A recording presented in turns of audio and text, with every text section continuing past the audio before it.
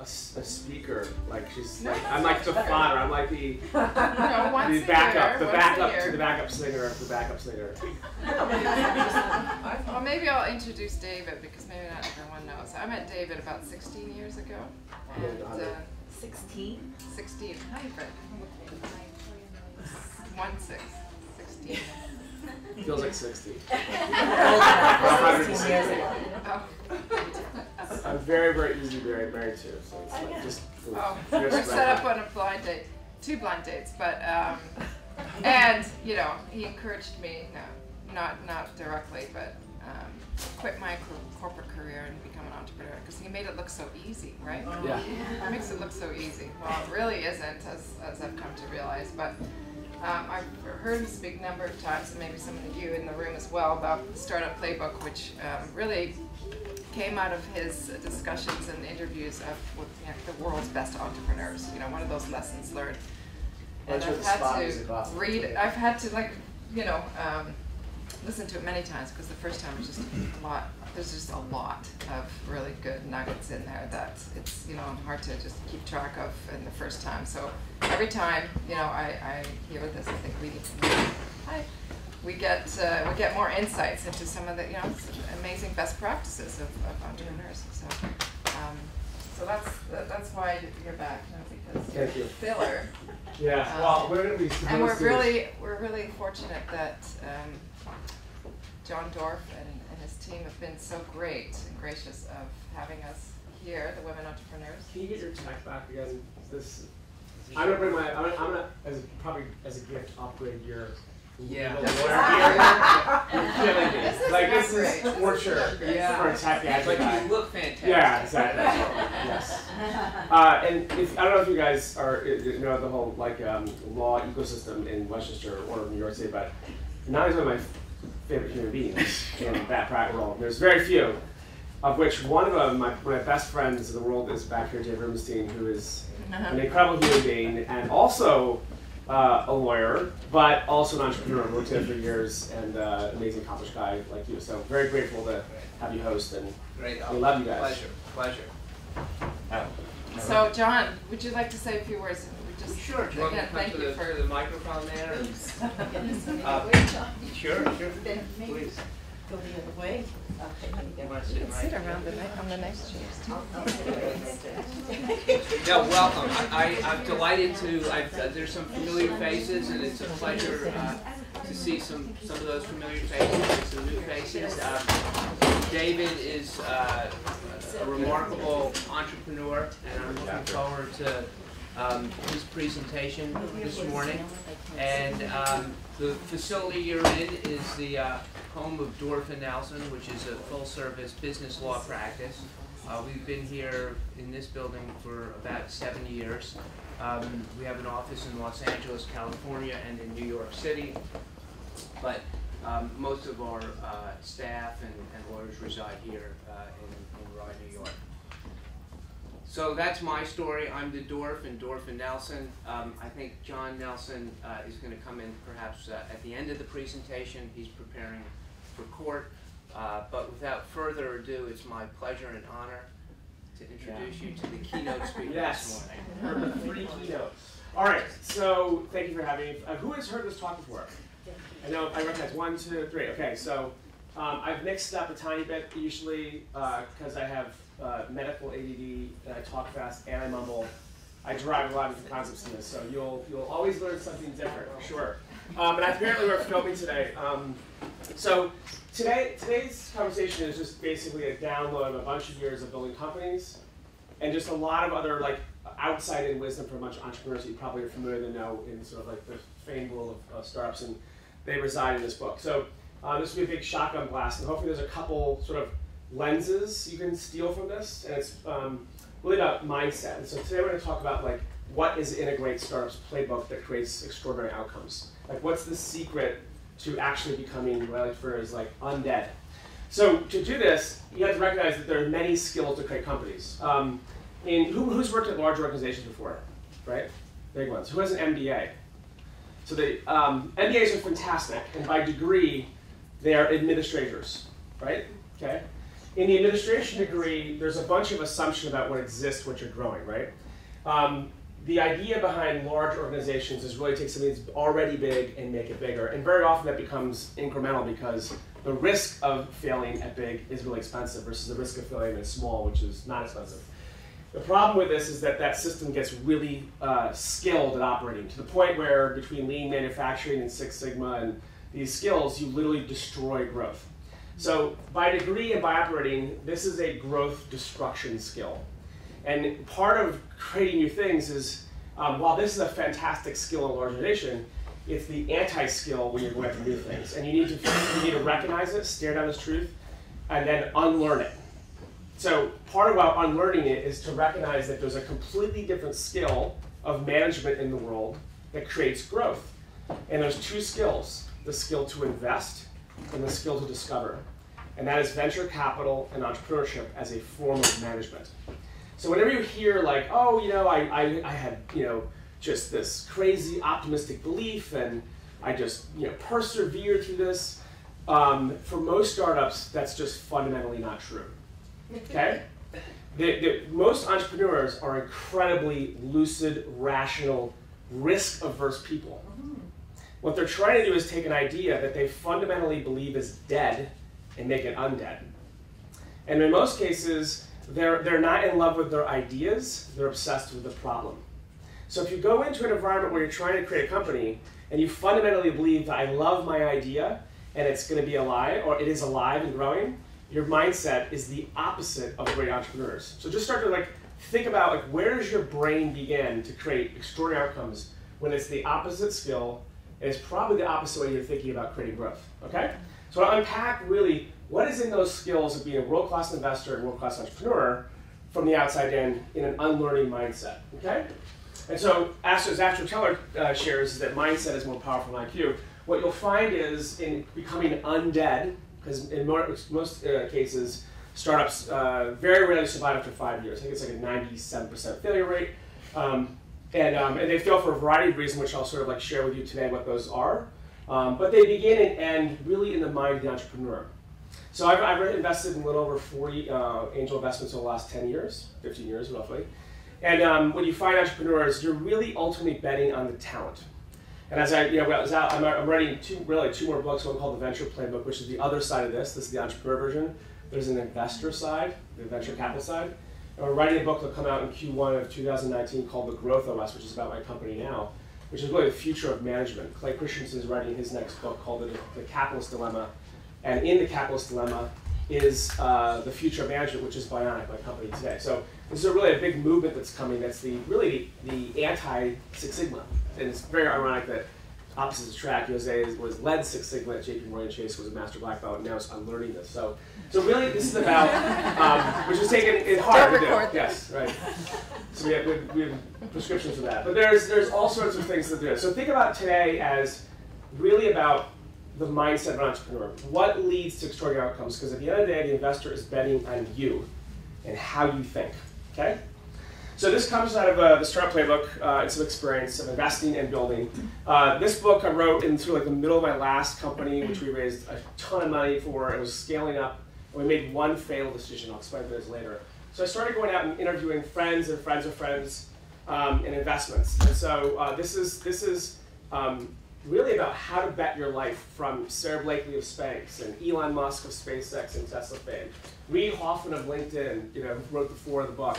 Robin Chaston of Zipcar, Rodney Brooks of iRobot. So if you want to read it, it's written for the ADD, all my books are, so 5-minute chunks. And we asked them really 2 questions. One is, how do you bet your life? How do you pick your ideas? What's the quality of the ideas you pick that lead to extraordinary outcomes? And number 2 is, how do you not die? Okay? What's your best advice across the 20 major decision categories that you have to lead an organization?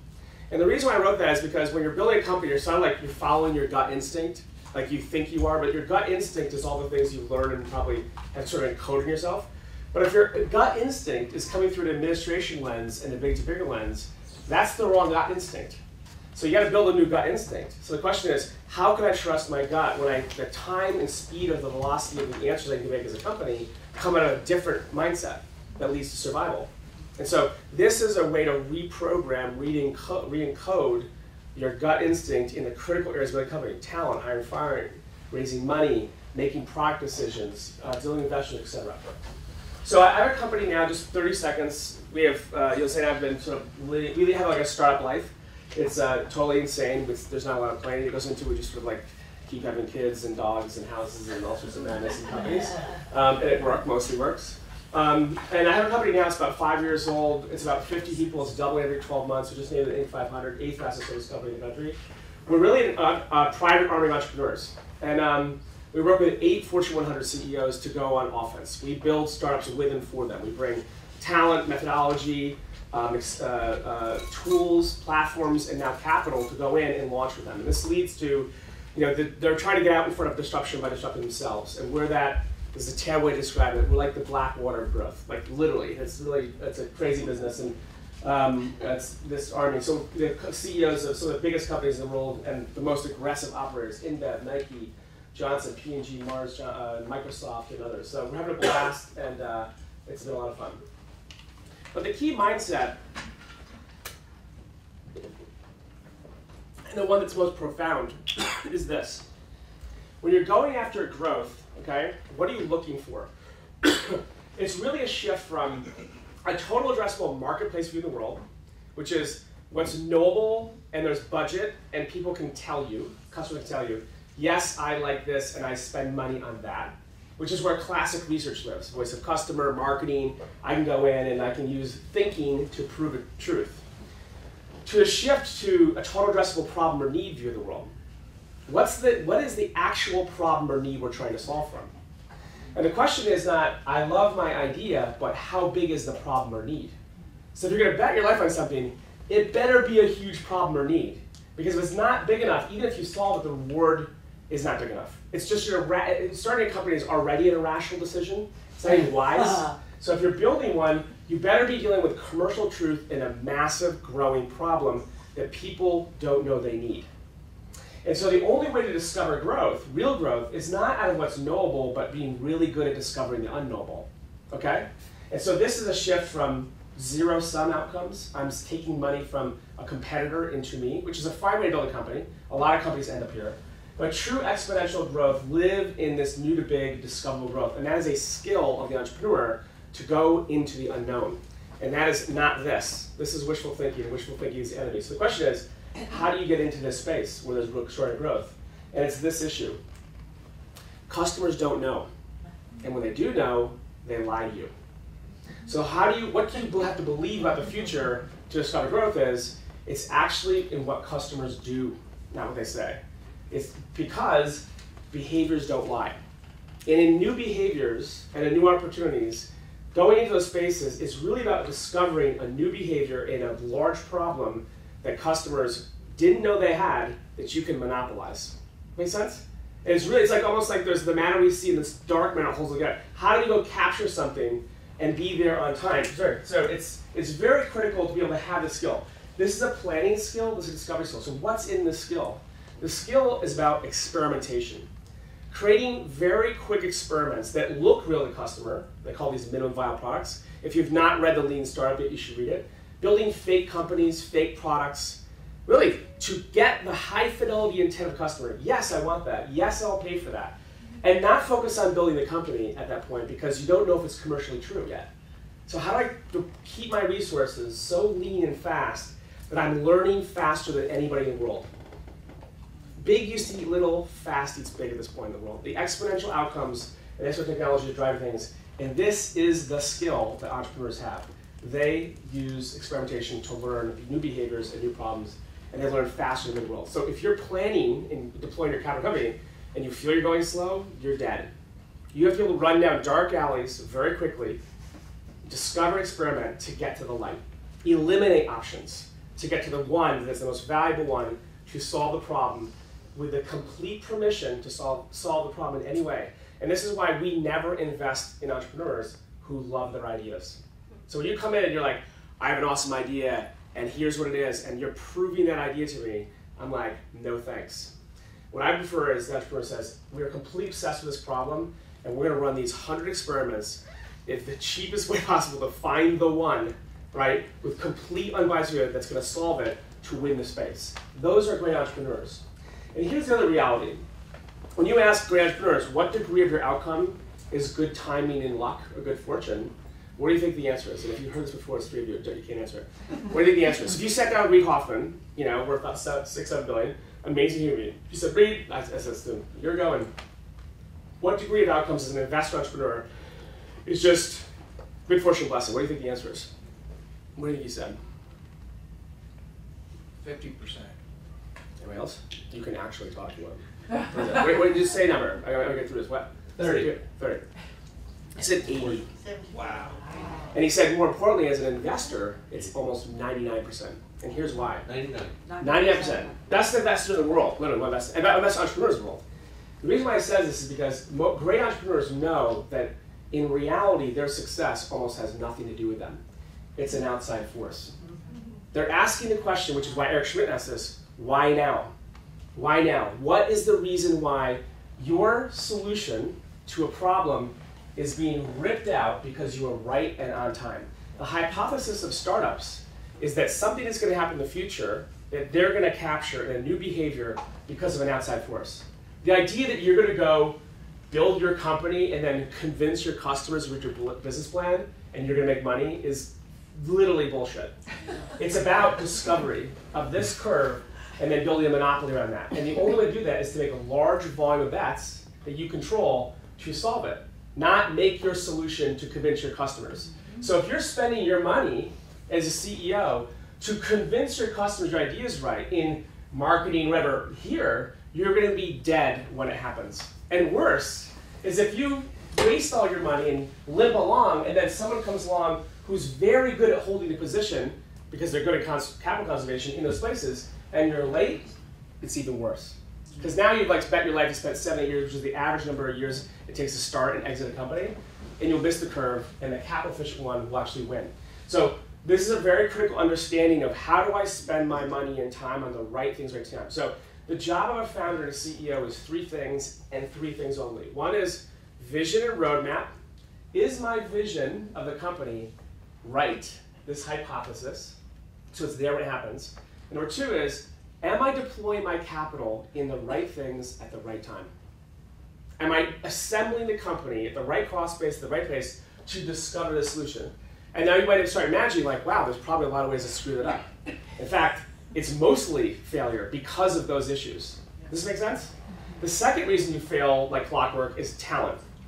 If you build the wrong team in the wrong order at the wrong time to assemble that roadmap, it's almost always fatal. One hire of your first 20 hires will almost ruin most companies. Because by the time they get in the job and they screw it up and you fire them and hire another person and then they get to speed, it's 1 year. And how long does a venture capital round last? 1 year. You're out of business. And the third reason is you run out of money. So the job of a CEO is vision and roadmap, being the architect of this future and being right. 2 is talent. And 3 is never run out of money. So you can raise it or earn it. So if you're not a venture capital company, of which there's probably only about 500 to 1,000 in the US a year of the 2.3 million that run, so you're most likely not a VC bet, so don't waste your time. Just build a company that can create its own oxygen, because that's the fastest way to bootstrap. We're doing that at Bionic too. So this, I want to go into, so just framing philosophically about like, what is the job of creating a company? So hopefully this is rattling you, because it should, because if you're like working on your idea and you're not thinking this way, you're literally just, you're wasting your time. You fundamentally don't understand the job of a founder. So and I'm challenging you, I'm trying to be provocative, push you hard, because your opportunity cost is not only the time you're spending building it, it's the lost income that you're giving up to do this. So it's not just, I'm making no money, it's the I'm giving up money. And that is the accrued cost of your time. Make sense? So it's, I spent years and now I'm giving up this. So you have to look at this. It's typically millions of dollars over a period of time until it actually starts to work. You're losing and gaining. So I take that time very seriously for myself, and you think about it yourself. So this is you know, let's just say bet, because I'm a terrible grammar, ironically. I'm great editors though. So how to bet your life. So I'm going to talk about like how do you bet your life, okay? Can you see the screen? This is glaring, right? So we're gonna we're going to upgrade him. Yeah. You're going to convince him to get better gear with me, okay? We may have to just pay him to do it. Yeah. Yeah. David, you want to read it? No, it's not going to matter. This is like from the 80s, dude. I don't know. 70s. 70s. Yeah. But that's why I don't ever go to places that aren't like technically, like, Next time you're back. You know what? At Best Buy, for things like Black Friday, for $500, you could have gotten like an 80-inch, like, amazing, right? You can put, can we get like a Seriously, big screen saver? 1 month of your Orienta dinner bill. You can, like, yes. We'll do. Consider it. I'm going to give you a big tip. All right, so the question is, so how do you bet your life? So these are now lenses to think about how to bet your life through, okay? So this comes from the 300 Hours with Entrepreneurs. It's not my thinking, it's really them, but it's really affected my life and now the lives of many CEOs in the world, which is, what are the selection criteria that an idea has to pass through in the first, for like 3 years to become commercially true? So as you're hearing this, start thinking about, like, am I thinking about my company through the right lenses for the first 3 years so this idea can survive because of how you think? So this is the criteria to bet your life on an idea, and you should think about your own idea. So the first criteria, there's 5 lenses, that's a synthesis of this, because they basically all said the same 5 things. The first lens is the idea of proprietary gift. You should be asking yourself, why me? Like, what do I know? What's my secret that's truly an unfair advantage in the world? And so it might be skill. It could be you've discovered a new truth that no one knows. You might have an exclusive deal in a technology that only you have. Those are unfair advantages, right? A specific experience. But the test for this is that if you were to launch this skill, you alone, or typically as founder leading, the rest of the marketplace would, 1, completely not understand it, and 2, is if they did, they'd be terrified.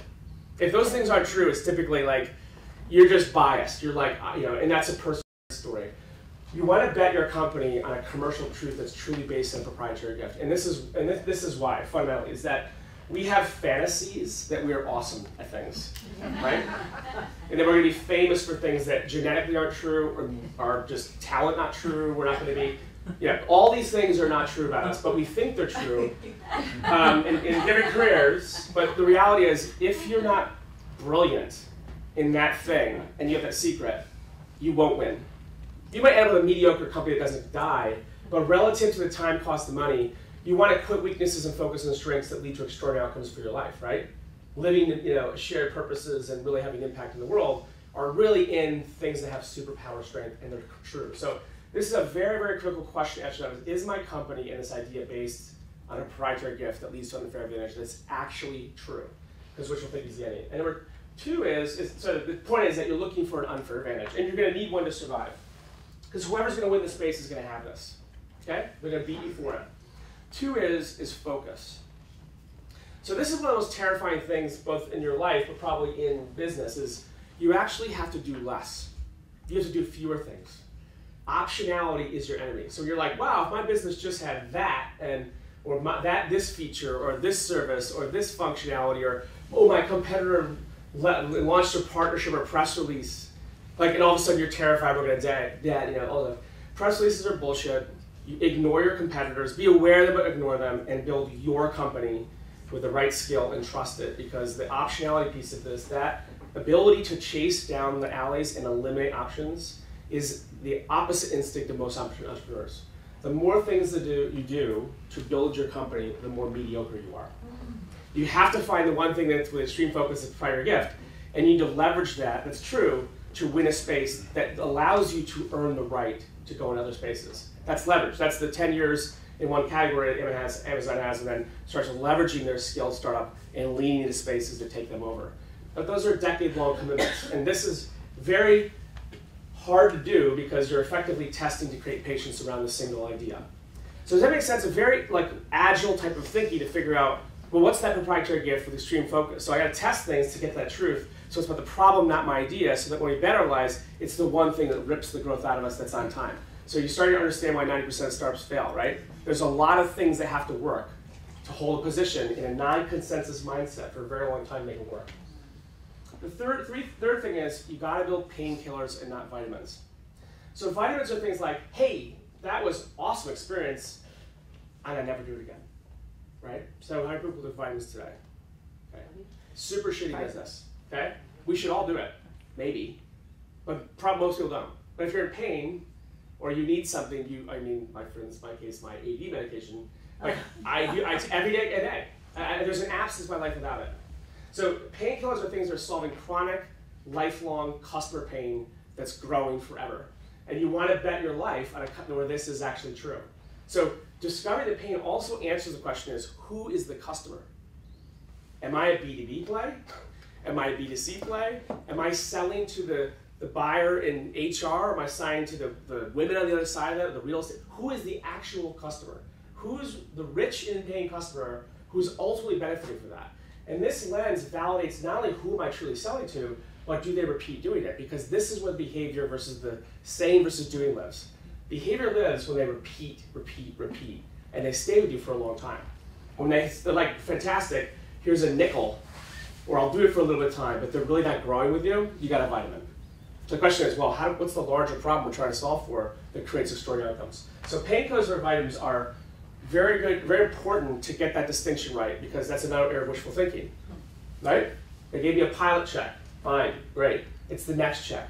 In our business today, our pilot checks have gone from, 3 years ago, 100 grand to 1.5 million in 3 years. And the next check is $6 to $8 million. It was $1 million 2 years ago. Because the mindset was, we tried a lot of things, but it was like a climbing genetic algorithm. We were like hunting for like the pain. And when we found it, which took us 3 years, because you can't cheat time, it takes typically 3 years to find it, that's where the growth happens, right? So that's a discovery.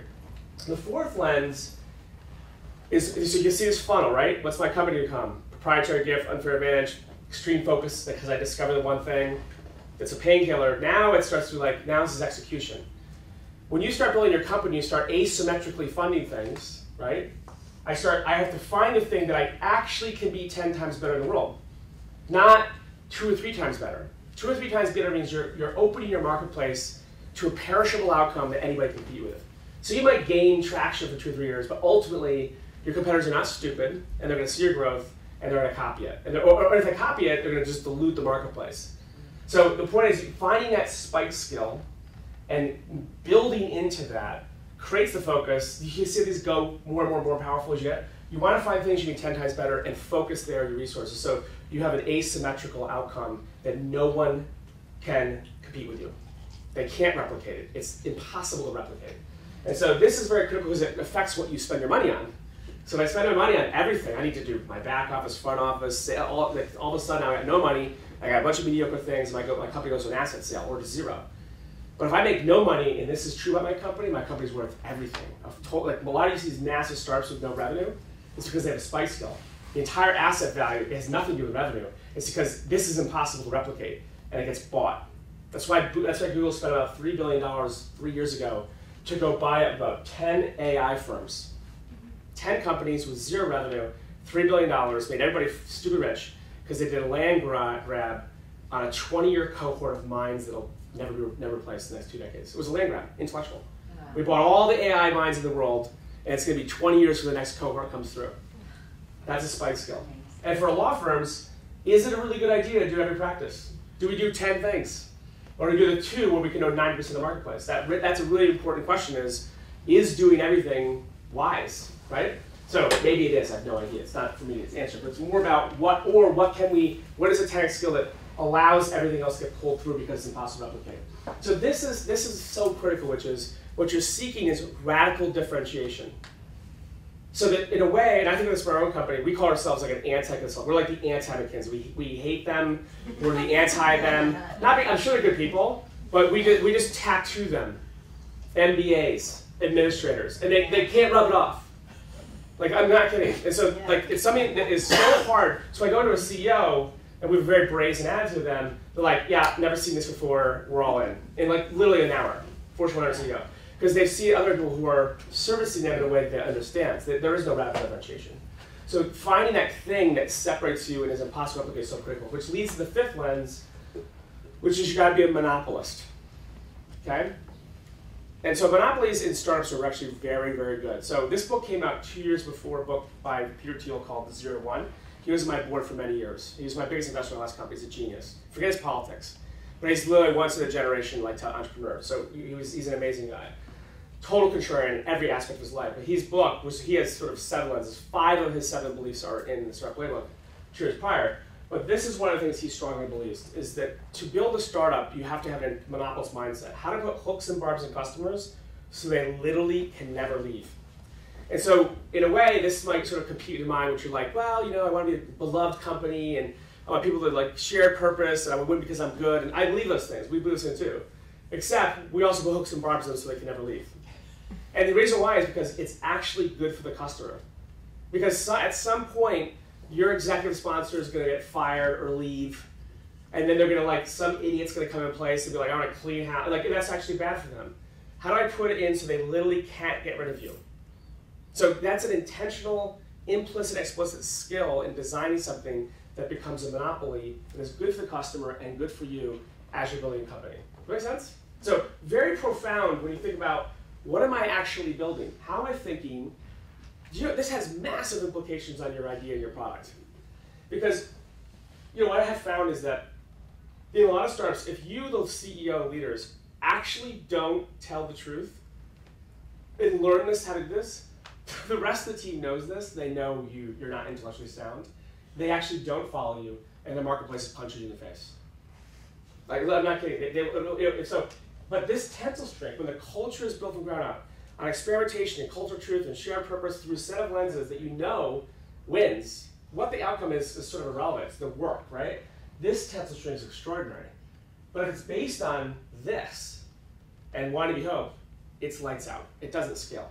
So I think this is really true in that conversation as teams, as leaders, about what the job is and how to think. So hopefully this is like starting to like drive your brain about when you're betting your life, mindset, mechanics, these lenses, they really fundamentally impact what you make, and it starts in your brain. So whether it's a law firm or service company or technology or cupcakes, it doesn't matter what it is, or a hedge fund even, like whatever those things are, it's really about what you're trying to build as outcome. So I want to talk, the next cohort of content is really what's the qualities of an overnight success, right? So one of the companies that we invested in is a company called Skip Hop. Do you guys know Skip Hop? So Skip Hop was founded by a married couple, Michael and Ellen Diamond, so we're close friends. I know Michael for 24 years and invested in 3 of his startups. But the first 2 failed, and one was actually, it's called iClips, it's like a pre-YouTube. They got like a $500 million offer from Yahoo, and it didn't close like a month before the dot-com crash, which would have been awesome for everyone, but didn't. And he immediately got married, started his company, we invested again. So this is why when you're an angel investor, you're investing in the person, not the company. Like their journey, you back until you're like, yeah, this person doesn't think in a way that's successful. Not because the market wins, because of the way they think. So he and his wife built Skip Hop in a place where they had passion and purpose and good fortune, and they executed like hell. And they built a $150 million company. They raised like $3 million. We got a 22x return. It was amazing. And they did phenomenally well. But it was an overnight success that took 10 years. Like that's how long it takes to build a company. So if you're not signed up for a decade of your life, with the first 5 years you're going to make nothing, and then the next year you're going to make a little bit of money, and then you're going to hopefully get a rate return, then you're probably not ready to build a company, and you're a hobby. You're literally a hobby. You're volunteerism, quite candidly. So getting to that, understand what an overnight success is very critical. So what's the qualities of a company that understands how to build an overnight success factor? There are no silver bullets. This is a classic Ben Horowitz thing, which is there are lead bullets only. It is consistent, hard work, 8 hours, 10 hours a day for 10 years. Banging, learning. That's a system, systematically climbing into the problem, discovering, experimenting, deploying capital. It's like a ultra marathon athlete in their brain, body, center. And so, going through, if your spike energy is spiking, we make ground, we're slow. We make ground, we're slow. You probably don't have the right operating rhythm in the company to be successful. So taking your resources and getting to that ultra-marathon lead bullet mindset and the way you work and operate, you make your little company and you think about it as a big company and you work backwards. That skill is like how, I think of it as my own company as sort of like running a pro sports team. I'm the owner, I'm the coach, and I was the quarterback for the first 3 or 4 years. Then I hired a quarterback.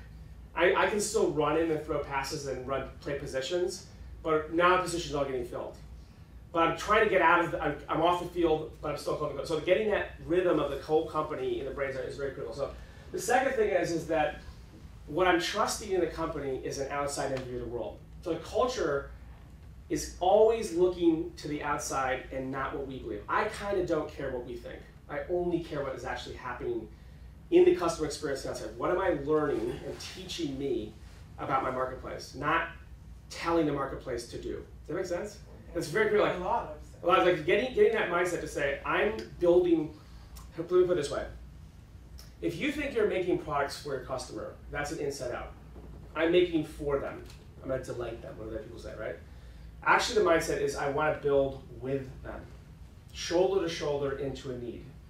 And as soon as we start making products for customers over the wall, you're going to lose your marketplace.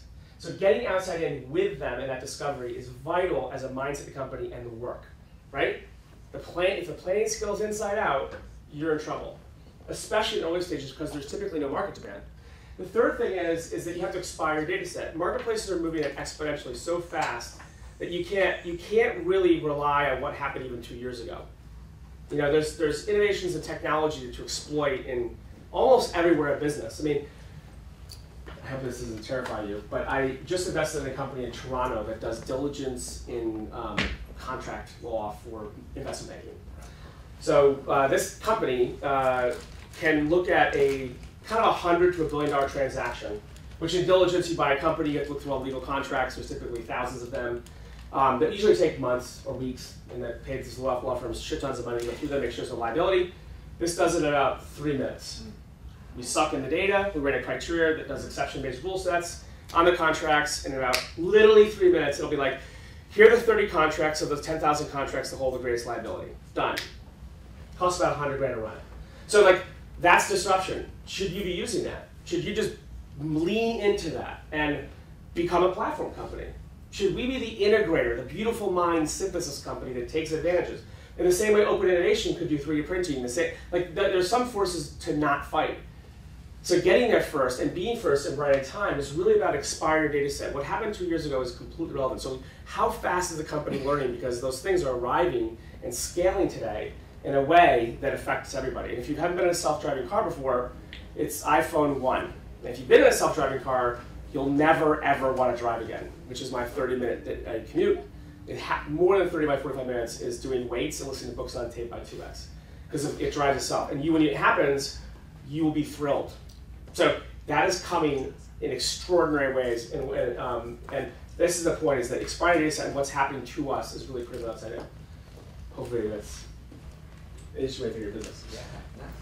Productive, if you know, after I do my talk, this is not my typical keynote, but this is more of a starting one. But for big companies, usually the CEO comes up and says, I don't think my company tells me the truth.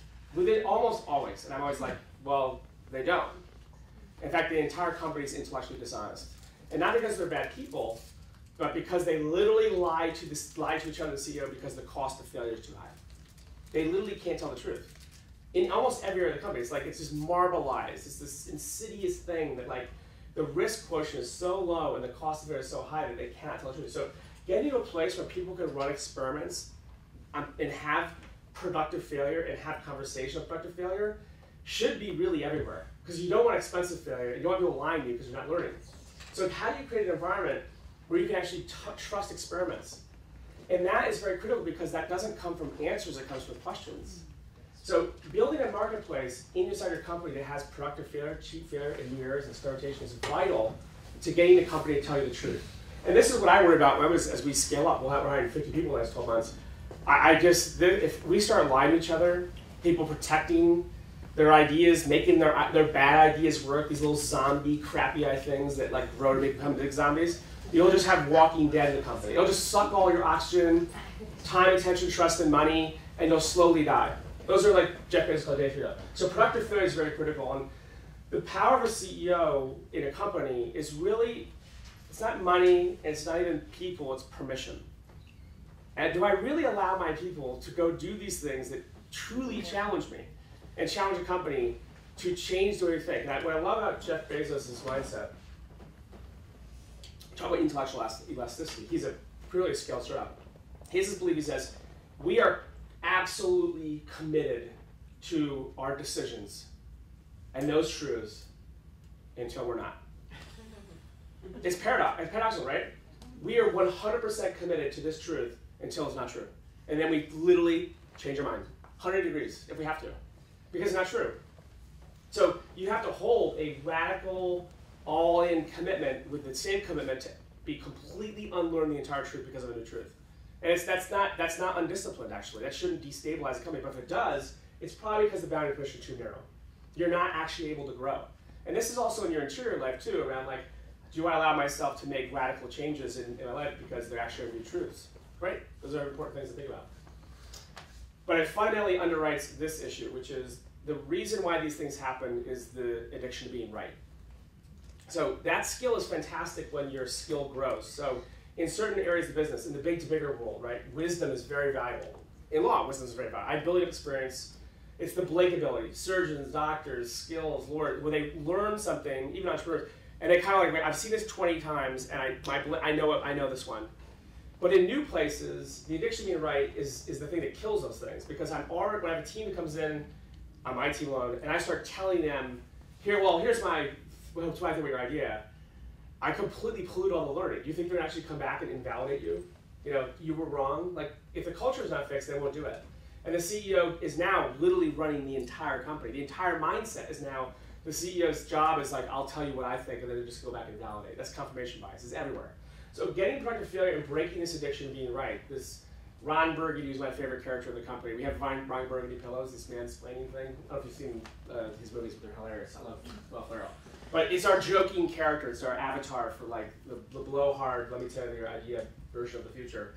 And it just ruins culture, ruins learning, and ultimately people won't tell you the truth. So we really go after this issue. You have to really be a question-driven leader. The next time you go to a meeting, don't give me any answers, ask questions. What experiments did you run? How big is the problem? How do you know? A different set of lenses. And let the teams come back with the truth. You're not project managing. VCs don't give money to entrepreneurs to tell them how to run the company.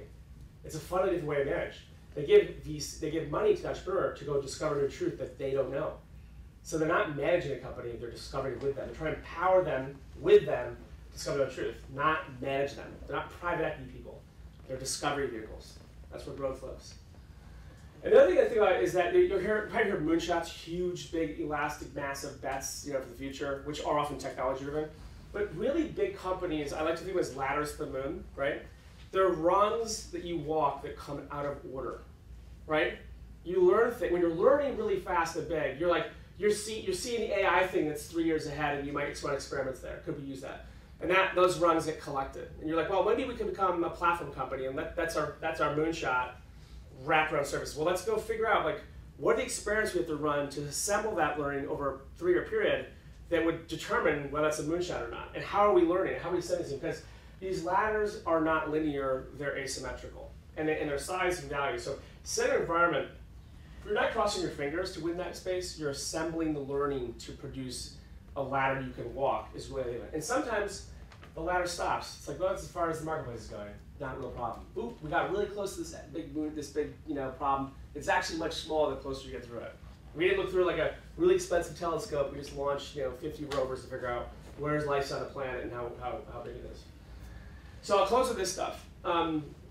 So these are hopefully assembling some of your thinking around how to think, how to back your life, how to think about working. We haven't talked about anything about skill, have we? But I have to tell you anything how to do this. This is literally how to think about the work, because that's the job of the founder. Separate yourself from the work for a second. The labor part of this, and I say that in a very loving way, the skill of the team is very critical. But your job is a different job. It's here, which is why entrepreneurs and VCs, when they invest in something, I'm really only betting on the entrepreneur.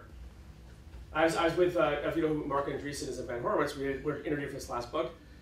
Ben said, I asked him, I was like, what's the most profound thing you've learned in the last 20 years going from an entrepreneur, and he's done very well to an investor.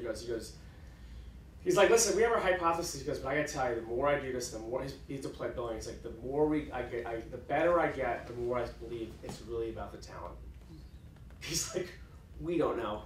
We have a hypothesis. I am literally almost all of my money is bet on the brain of the person. That's it. The question is, my diligence is really not how you set your business plan. Business plan is unknowable and it's bullshit. It's just like planning. I want to know, how does this team think? How are they going to light my money on fire? Right? Literally. Okay, so last 2 or 3. So these are like, this is why I think about philosophically, when you go into companies, deep into companies, like what typically is in the culture that leads to extraordinary outcomes. The first is a mentality, a winning mentality. And why this is so critical is, there's a fantastic book. I'm going to recommend 3 books to you. One is a book called The Lean Startup by Eric Ries. Eric and I have led the transformation of a couple companies that he's a brilliant guy. Number 2 is a book called Top Dogs by Pope Bronson. And it's a phenomenal book. It's almost like, it's like a Gladwellian version of like leadership. It's fantastic. He wrote Bezos in Paradise, The First 20 Million Artists. And the last one is a book by Steve Blank called The 4 Steps to the Epiphany, which is like, if you want to know like what's 5 steps, I think. Is it 5 steps? It's like the Insider Baseball non-published Bible of entrepreneurs in the Valley. You can only buy it. It's self-published on Amazon. It's very hard to get, but the book is genius. It's about product to market fit. That's actually the work part of it, not the philosophy part of it. But in Pope Bronson's book, he talks about, this has to do with life and the work. He talks about who wins. Who wins? So if you take like sports teams, about winning mindset. If you take like hockey or soccer, if there's a tie score, there's a shootout, right? You guys know that like 5, they take the top 5 strikers, like 5 shots each, 5-5, 4-4. So next time you're at a bar, make a bet on this because you'll win, which is the first striker, and every time of a shootout, they score 85% of the time. And the reason why is they literally have nothing to lose. They're tied 0-0. So they go in there and they go all in and they score 85% of the time. But something very interesting happens as these shots happen because the cognitive mindset of winning changes based on what happens in the scoring. So if you remain 0-0 or you go up by a goal, you're literally playing to win. Make sense? So the probability you score the next goal goes from 85 to 92%. Winning begets winning in the way you think because of the stage you've set for yourself. Which is why when VCs make investments, they believe, complete belief, that every one of those deals is going to return the entire fund. Every deal is going to be a billion-dollar company. And you have to believe that. And that means you have to work and do the diligence to believe that company. And the reality is that 4.5% of all capital produces almost 65 to 70% of all outcomes, which means 90% are going to die. You're going to be wrong 90% of the time, but every single time you made those decisions, you thought you were going to be right until you weren't. Does that make sense? Like, you have to be so intellectually agile in how you commit your diligence and how you change your mind, discover that that's how the returns happen. So this success begets success is very, very critical in your mindset and how you make your decisions, because the alternative is really, really bad. So if you're playing just not to lose, right? Yeah. You start to fail, really struggle, and you're like, well, let's be careful. Like let's play not to lose. We'll just do a little bit here. Like let's go all in to make that one thing work, because we didn't really work properly. We didn't run the experiments properly. So now we're just like Hail Marrying to make the whole company work. You are fucking dead. And here's why. It's because the probability that next striker scores when you're playing not to lose, which means you're going down by a goal. Now you're just playing not to lose, okay? Or you go into the game having to win. The probability to score next goal collapses to sub 60%. You can't win. And it's all mindset. So, even this thing is true, you have to understand the flow of decision making in your personal life and in your professional life on how growth for a company or yourself actually works. Does that make sense? It's not that you don't need to take massive risk, but if you have an entrepreneur mindset, you actually don't take a lot of risk. You have a very rational view of how you make decisions. So this is very critical to understand. So the last two, this is actually the last slide, which is, so if you go deeper into the cultures, they typically have an extraordinary balance of two opposing ideas at work at all time. So this is the paradox of great cultures. On the one hand, they have extreme ownership. They actually have a reasons don't matter mindset. And this happens at the top, right? Like my company will never run out of money because it's my moral duty to grow. Growth solves most problems. Grow or die. And that's my job, to commercialize and grow the company so it's always on and always going, so I can have enough oxygen to solve for it. And does that make sense? And so there's a moral duty for that. And they also have a moral duty in the company in an extreme, irrational way that is, my best example of this, and this is a little bit terrifying, which is when Steve Jobs was alive, my best characterization of this is he was in his conference room, probably a lot different than this, but close, probably with maybe a little bit know that. And he walked in and he went and found like garbage in his garbage can like this, right? And he got freaked out because he's a total asshole. And he goes and finds the janitor, and he brings it back and he says, "Why is there garbage in my garbage can in my conference room?" And the janitor's like, he's like, you know, "Sorry, Mr. Jobs, you guys, but the locks were changed," which would make sense because it's one of the most secretive companies in the world. They do it like every week. It's crazy, right? They're just psychotic. And he's furious. He's a really difficult person. He just said, calm me, zen out. He's like, that is a good reason. Don't let it happen again. And what's amazing story, this became legend. And so what happened at Apple is, this became a huge part of his sort of leadership, is that at Apple, when you became a VP, you were typically at the company for 10 years and your net worth was between $50 and $100 million. Because Apple will be probably one of the first $1 trillion companies in the world. But what's remarkable about this, and it also is sort of why we have this huge economic instability in the country, is that they actually have about 15,000 employees. So wrap your head around this for a second. They have 55,000 people in retail who make minimum wage-ish. They have 15,000 people who lead the company where that $700 trillion where the shareholders lives. So this is everywhere in tech. This is why it's eating out. And you throw robots and AI in there, and you can just see how this gets terrifying very quickly. So if you became a VP at Apple, there's only 70 VPs at Apple, right? Like, guess how many VPs are at Citibank? Oh my God. Thousands, okay? So there's 70 at Apple, and there's 6 SVPs in Tim Cook now. So when you became a VP, it was like becoming like a CEO. In fact, they hired the CTO of Adobe to become a VP at Apple. The ritual was when you came into the conference room to become a VP, it was like being knighted. Steve Jobs would tell you this story about the garbage cans, the janitor, and then he would say this: somewhere between the janitor and me, the CEO, reasons don't matter. They don't. It either happened or didn't happen under your watch. That's extreme ownership. He said, don't go to jail, never harm my brand. I don't care. It gets done. And that was it. Like, so that ownership level is so extreme and irrational. And I don't think Apple has a very good culture, so I want to give you the countervailing view of this, which is you have to have an appropriate view of ownership of your job as a founder and CEO, of what the work you need to do. The other side of this is to get this balance right with cultures that tell the truth and are healing. There's a rule I like to refer to as the 7-to-1 rule.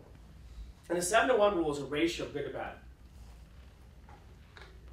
And so we have typically very multinational, multi-religion, very diverse companies. In fact, my company today is almost 60% women. My leadership team is 8 women, 2 men. And it's one of those terrifying jobs I've ever been part of, because it's like intense accountability all day, right? No one listens to me. What do they do? It's like constantly getting challenged. When I go home, I don't want to debate anything. I'm like, leave me alone, and I'll tell you what to do, and it doesn't really work. But the 7-to-1 rule is a ratio of good to bad. So we try to do extraordinarily more good than we do bad in that ratio, which is impossible. And what it really is an admission that no one's perfect. Data is not perfect. Products are not perfect. We are literally going to fail each other on multiple levels consistently throughout the journey of building a company. But our default state to each other is to forgive each other. It's actually grace. And the reason why I do that is to eradicate contempt. So the fastest way to kill a company or marriage is contempt, right? It's that indictment. It's that lens that's permanent on someone. They never change. They're always this way. That's what they mean. And it's hard to do. It's hard. We struggle with it. Getting it out of your life. But getting out of a company's life means that you have to admit we have extreme ownership. Right? I own the outcome of the things that are in my life that I own. Money, whatever the roles are that are implicit or explicit, you own the outcome. And 2 is that because that's not perfect, you need to have forgiveness so that you actually can fail well. So people will tell you the truth, you can move through it, and so when it happens, you can deal with the failure, and the person can deal with themselves, because I don't own them, I don't control them, it's their choices, and ultimately they'll have to solve that for themselves. I can't really ultimately influence it, that's their deep work. So this is what great cultures have, these 2 things on all the time, always at once. So I'll close with this, because doing a job building startup is really, really, really, really hard, okay? And that goes beyond just building something that everyone knows in the world. Selling something where there's budget and there's marketplaces and you actually can go in and plan for it. But when you want real growth, you want things that are literally unknowable, like, I hope this starts to reveal to you the way you think and the way you work and the culture you build to solve it all matter. And I'll just, I don't know what's after this actually, is that, oh yeah, so here's the good news, my favorite quote, is that, so just think, right? And then today is just like get in your brain, think, and then take a couple things and start acting on them. And let it start to like grip you, pull you, experiment with it, take a couple lenses, ask hard questions about the business. So thinking, and let the rest either, the stuff that works will become habitual and ultimately change the future of the company or yourself. But just think and act. Just focus on these two top things and let the rest take care of it. Because if it's true, it'll become true about you. If it's not, it won't. And you'll, whatever your destiny is, as we speak. But ultimately, it's on you. So I'll close with that. And hopefully it's helpful today. Some of this learning is in here, but it's more about the sort of character of the talk. But hopefully this helps you totally rethink what your job is and what type of company you're building. Cool? Great. Cool. I'm happy to answer any questions. Yeah, for questions. Now, just don't ask about Bitcoin. Oh gosh, don't ask about what? Bitcoin or... We did very well Bitcoin, but I sold out like 3 weeks ago. Oh, you sold it? Uh-oh. I got out everything about 3 weeks ago. I'm mining Zcash. So if you want to go really crazy, go make a bet on Zcash. So, longer story. Yes. What's an example of hooks and barbs? Data is hooks and barbs. There's lots of it. I mean, it's a little harder in like the CPG world. I mean, there's a lot of plays that it could be data, it could be relationship. I mean, this is a public example of this. So Nike sells shoes, right? So I work with the CEO of Nike and the entire leadership team. They have a shoe, they're getting competing now really heavily with Adidas. But they make the world's best shoes. They're one of the most innovative companies, but they're losing the perception that they're the most innovative company in the world, which is very expensive from a PE perspective. But if you asked Mark Parker, the CEO of Phil Knight, even 2 years ago before he showed up, like, hey, we're gonna democratize all of your designing of your shoe company. They would have kicked us out of them laughing. Or they said, we're gonna underwrite and we're gonna give away all your shoes to sell socks. They'd be like, you're crazy. Like, or you're fired and get out of my house. Like, it would be like unbelievably antithetical to it. But the reality is that when you through these lenses, Nike has no monopoly, which is their problem, right? They actually aren't a painkiller. If you just look at the lenses, you can see like, wow, that's a luxury good company, fantastic, which is great because LVMH is more valuable than Goldman Sachs. Luxury companies are very good, which is why, if you want to ask who's going to be around 100 years, Apple will be around because it's a jewel. It's a luxury company. Nike's a luxury company. That's why they went there. 1% permanent, most valuable companies in the world are luxury companies. People buy luxury because it's symbolic to them. And technology is not the reason why it's symbolic. So they can be extreme followers, so it takes that risk away. So Nike, we democratized it because we gave the power away. We actually said, we have a thing called Nike ID. Let's just go to the people who actually influence the world in Instagram, all the movement people, from Black Lives Matter to women's issues, and give them the power to design shoes as movements. So we partnered, we gave away their design power, which huge war inside, we just ignored it, and we gave it away, and then we let them build the channels, because they have the millions of followers. So for zero marketing, we're building a new Nike on designers they don't even own, and they're actually making the shoes for them, and they're going in business with the 10,000 influencers who rule the world. That's democratization, that's permanence. And the reason why they're permanent is because those are the channels. They're trying to own the channels, and they're trying to lock in the payment system. Okay? That's a monopoly in a luxury good company. The second side of it is, so they're rethinking their entire business. The second one is we built a company called Easy Kicks. So we have 3 boys. We have a box, I don't know, 100 shoes, all out of order, because we thought, well, we'll buy one for Jack, and then Steven will wear it. It turns out none of it works, because Jack now has size 11.5 shoes, or bigger than me, he's 11 years old. And Steven's going to take years to get there, and styles are good. It doesn't actually work, that thesis. So I have a whole house full of shoes I'm throwing away. And I'm, from a footprint perspective, we don't like doing this because environmentally it's terrible. But we're buying shoes all the time, right? So this is a real problem for parents. And the kids often don't like the choices. So we just said, you know what? Let's just subscribe to these things. Let's just give the power to the kids. $20 a month, the kid can go on and pick out one of 20 pairs of shoes from Nike. And they can trade them in every 90 days. And they only get it back when they send the pair back and they get the new pair because we regrind them into dust, into plastic, and reuse them, 100%. So what's amazing about this is that while we've given this away, when we first send them the bag of shoes, we send them a really cool big Nike bag. We say, send us your old shoes. So probably this next year there'll be 1 million pairs, we think, of shoes coming from homes like ours to be reground, of which 8 out of the 10 pairs of shoes are the competitors' shoes. We're sucking the oxygen out of the world and replacing it with an addiction of Nike. That's a monopoly. That makes sense? Radical, 3 different set of lenses.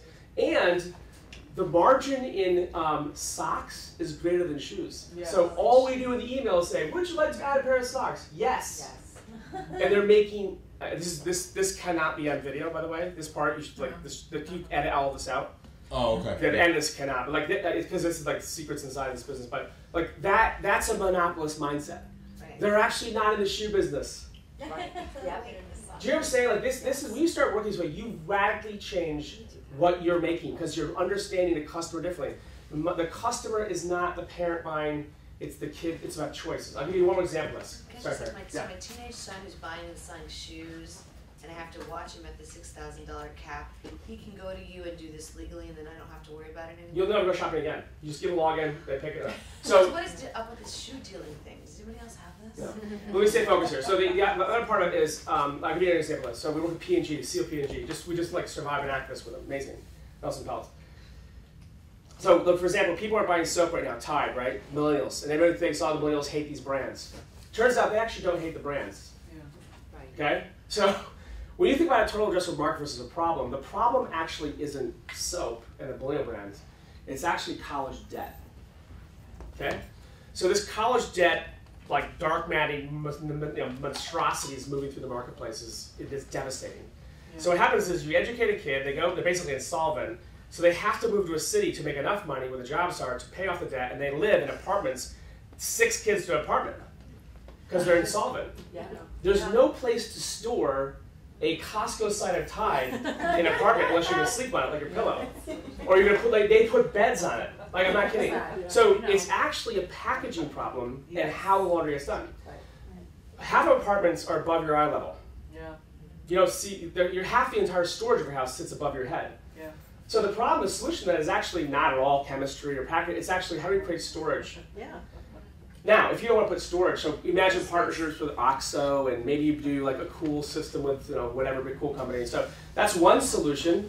Who knows if it's going to work? That's an experiment. Let's do it in 20 apartments in Queens. See what happens. The other solution is just do it for them. Just follow the load. Like total addressable problem. Let's just do it for them. But it turns out that the individual doesn't have enough money to have someone do it for them because it's too expensive. They can't afford Uber, have to do laundry. You guys are. But the problem could be just do it for us.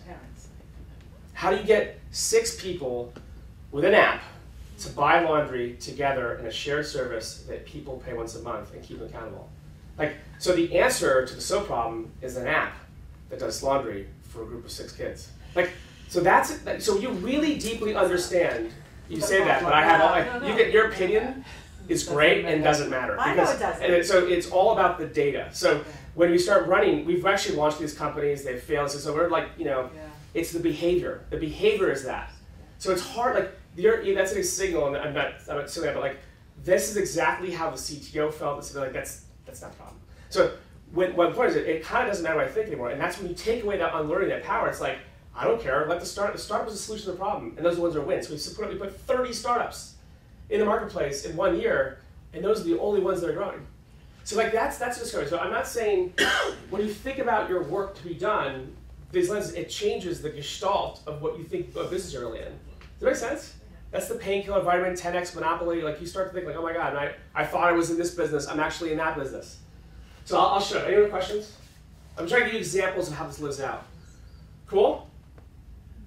All right, this is a lot to take in very quickly. Could you clarify the 7 to 1?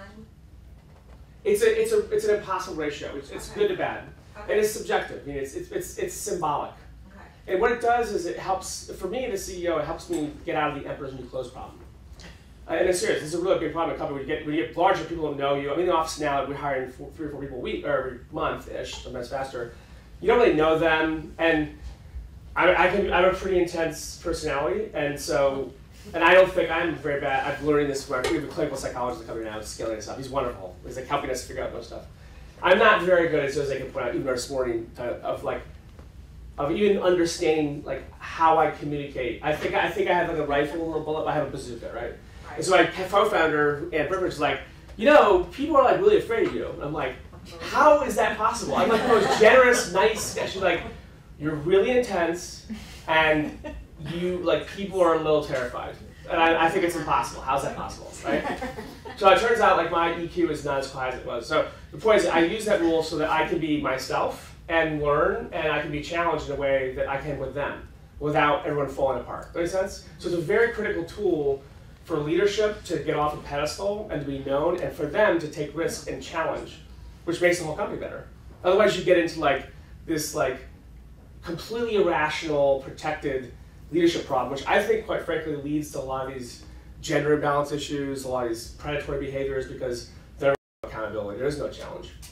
Right? Makes sense? So these you're things saying are, it's seven mistakes to No, no. one, Got it. the other way around. Right, if you mean like, I mean, So so it's one I actually failure for I every actually use the note tool, which is like, if we start to even sense that it's like 50-50, my rule is, I tell us in my town halls, I'm like, if I'm thinking about you the weekend, you're done on Monday. I'm dead serious. My learning, I'm thinking my if I'm what? thinking You're about done. you during the weekend, Okay, I didn't hear that. I've done this before. I literally wake up like, this is the wrong thing. You have no time for that. I don't, and neither do you. So like, I don't process and think. If I can sense this, like the 4 to 3, 3 to 4, and I fire very quickly. Because now I'm thinking like, you're literally taking cycles away from my job. Because if you know, and this is beyond the 7-1. I have plenty of grace, but if it starts to hit my radar a couple times, like lights out. And then because you never fire fast enough. You always regret waiting. Don't you? Yes. So don't wait. David, I want to give you kudos for saying that, because I heard you say that like last year or the year before. That helped me so much, because I would think about people, how can I fix this situation? That helped me so much. Thank you. Yeah. Joe, I honestly, I believe in coaching, but I believe more in coaching out. Yeah. It's really good for them, in fact. I have fired so many of my friends, and they've just said my life was so much better because that was my moment. I like figured out what was my gift, because this wasn't my gift for the company. I just let my best friends in the world go and choke me up, and it's the right thing for him. It really is. And so, I mean, I've worked with him for 20 years, and It's the right thing. totally. It kills me, but he's got to go learn. And I'm protecting him. And I'm not even protecting him. And he's terrified of the future. But it's like, okay.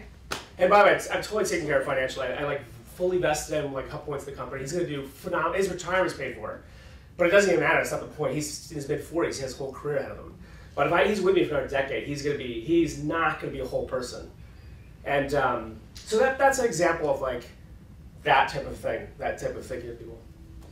Okay, let's do one more. Yeah. One more. What do you think about like family companies and companies that, we do have the scary thing of AI, and that our children are going to have a very different career landscape? Like, what do you think of doing companies that are multi-generational so we can build a platform for the future? I have. They can also speak to this. I don't believe in dynastic wealth, and our kids are getting nothing. I don't believe in. I just don't believe in those things. I don't believe in dynastic wealth. I don't believe in multi-generational companies. It's fine, but it's not actually good for the families. Not good for the kids, in my view. Ever. I just don't. I think it creates a disease.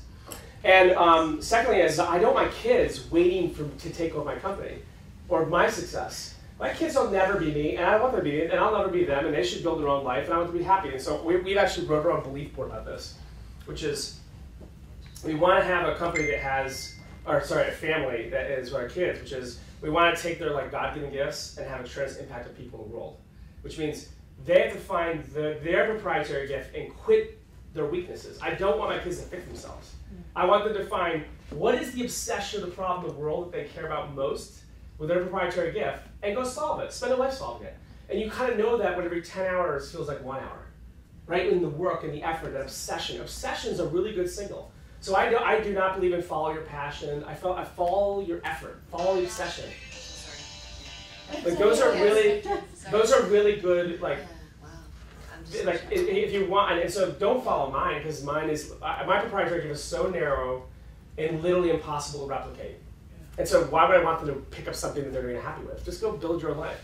Maybe they don't go to college, or we invest in their life, I don't know. But that's not, I don't believe it. I think it really screws things up, actually.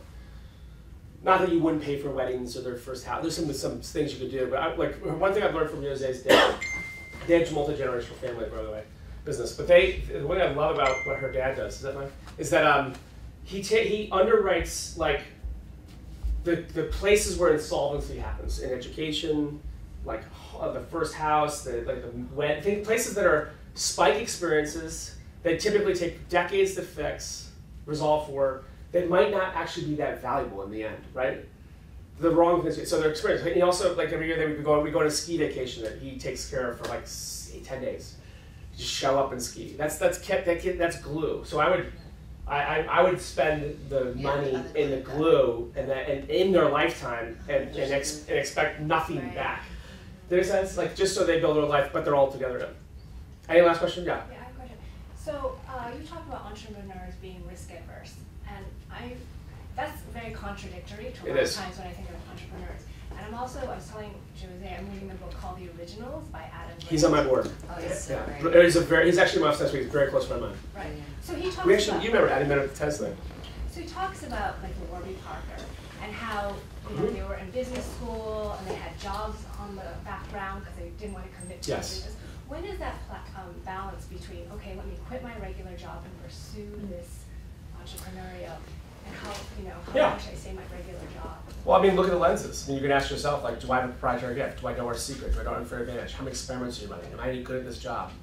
Like, I mean, those are things. Like, it could be like being like imagine you're like you play tennis and you're gonna go. You think your future's in golf, and you're like, I need to become an amateur golfer, and I need to work in a club with a club pro, and I need to become a club pro, and then you can try out my tour card. Like, these things change the way you think about the skills. So the question is, hey, you might be obsessed with the problem. The question you should be asking, like, am I the right person to solve this? Do I have the mindset and skill? Let me go to the gym without weights to learn the skill. Put a little bit of money, run some experiments. Create a fake company. Don't make anything. Go try to sell a concept, an experiment, and that's why Lean Start matters, and see what the reaction is. See if there is a high-flow exchange. And so that could be your nights and weekends. That could be your Google 20%. That's like the hour 60 to 80 a week you have. Or maybe it's hour 40 to 80. It doesn't matter. But the point is, like, that skill, and then let it rip it out of you. Because sometimes if it's, remember my outside force thing? That timing, you may want to ask yourself is like, why now? So that's what he's saying is that he's trying to discover why now. When you answer that question, why now, and it is now, that might be the time to start the company. Does that make sense?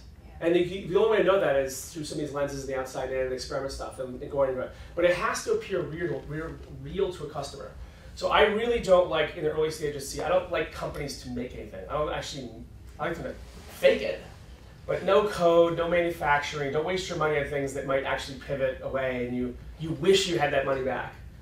Make sense? You want to run into experimentation first to figure out what it is the problem, solution, the model, and then build a company. So when you say fake company, do you do consumer testing, or do you? No, I would stamp with a fake website that looks totally real with a chat, with a login, and spend a couple $100 to build. Go to 99 Designs with Squarespace. We do this all the time. We've launched, in the first 3 weeks of doing this with P&G, we launched 8 companies under the Tide brand on GoDaddy. We blew up the entire P&G way live in the marketplace for maybe 15 grand with the CEO. It was shocking, and only one of them worked. But we actually literally stood up real companies. Behind those companies, nothing. They look totally real. There were literally people in their apartments. The entrepreneurs and not the company. So there was actually something there, though, that people were trying out. On the web? Yeah. Yep. Yeah. So they ordered something and it never came? Yes. We just said, whoops, sorry. So it was a test. No joke. But guess what? We knew the answer. That's way more important than having to deliver on it, right?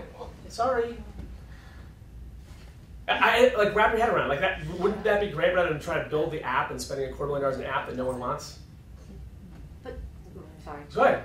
But I have a lot of, but I know this is going to be way too long. So I started as a product company, but I was an accidental entrepreneur. I started my product and people came to it. Okay. But did they pay you? Yes. Good. But I felt that the biggest thing we had to do is figure out who our customer avatar was. So we did have a real product, but before we scaled it, it was, and that's what I'm missing a little bit here, is really understanding who your customers are, like literally writing their story. But I don't. Meaning knowing everything you could know about them, their pain points, all this. Like the classic ethnography mindset. Yeah, but I really. That's part of it. Yeah. But here's my question: like, how would you do that then with a fake I'm having the whole fake thing is I'm having a hard time. Right. So rather than give you the answer, I'll just tell you to read the Lean Startup. Okay. And read also the customer development model that Steve Blank wrote. So these questions, this is why the skill is so critical. If you had the skill, which is a learned thing by doing, it's not thinking, you would not be asking that question. And it's not a good or bad thing, it just means if you were doing this in a way that the experiment runs, you would know your ethnography planning model thing would end up in those experiments, in how you set the experiments. I mean, in the sign-up process, in your Google campaign that you spent $50 on, how you set it, you would actually discover it. And there's a company we backed that actually builds platforms that looks for these spaces in search keywords and in Facebook. You can find the seams of like pain in the world that no one can discover. And I can't tell you the name of the companies that we're launching on it, but it's actually discoverable. It's very discoverable. All right, last question. Anything else? We're good. What else? Cool. Good luck. Okay? Cool. Thanks. There's lots of goodies, breakfast goodies here, if you want to stick around for a little bit.